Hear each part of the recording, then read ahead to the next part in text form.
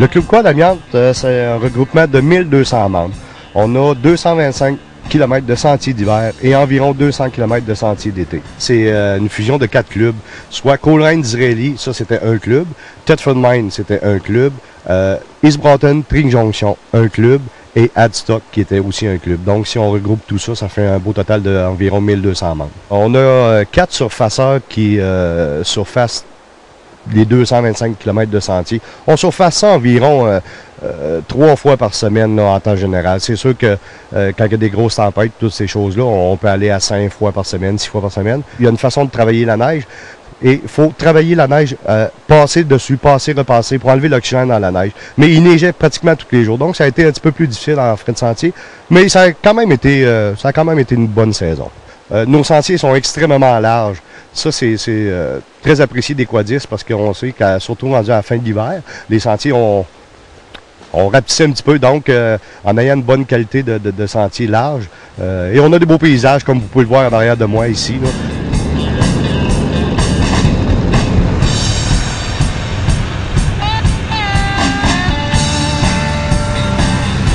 En fait, depuis 2 ans, les agents de surveillance de sentiers sont assermentés.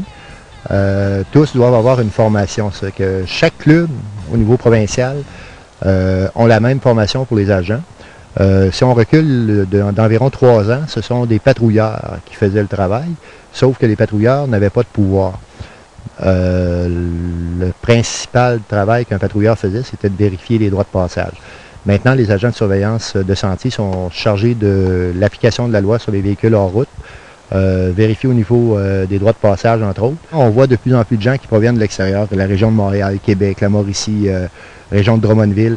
Au niveau de ces régions-là, il y a beaucoup de gens qui viennent, qui sont très surpris de l'accueil au niveau touristique, de l'état des sentiers aussi. En fait, ces gens-là viennent et reviennent. Puis l'attrait économique qu'exerce le VTT au niveau de la région est énorme. Les retombées sont énormes aussi. On n'a qu'à penser au festival, au Jamboree d'été l'an passé. Près de 400 inscriptions, environ 600 personnes qui étaient présentes. Depuis un an environ, on voit de plus en plus d'Américains en VTT, ce qu'on ne voyait pas il y a 4 ans seulement. C'est une clientèle qui vient surtout en motoneige. Puis depuis 2 ans environ, là, on voit des Américains qui proviennent, entre autres du Maine, du New Hampshire, le Vermont, en fait tous les États de la Nouvelle-Angleterre. Régulièrement, on rencontre des gens qui viennent ici. Lorsqu'on parle du souper, pas du souper, mais du dîner hot dog qu'on fait, c'est une activité, un social, ni plus ni moins, c'est la fin de saison, généralement au mois de mars. On rencontre des gens d'un peu partout, principalement de Quad Amiante. Récemment, on a vu des gens de l'extérieur qui ont participé à ça tout bonnement l'an passé, par hasard. L'an passé, on a eu beaucoup de pluie pendant la journée, puis des gens même nous disent, on aimerait savoir quand vous allez faire ce dîner hot dog-là. C'est un social, les gens viennent avec leurs enfants, puis c'est une belle journée pour se rencontrer, parler, échanger. Puis on a même le président qui travaille une journée par année à faire des hot dogs. Or, on l'apprécie beaucoup.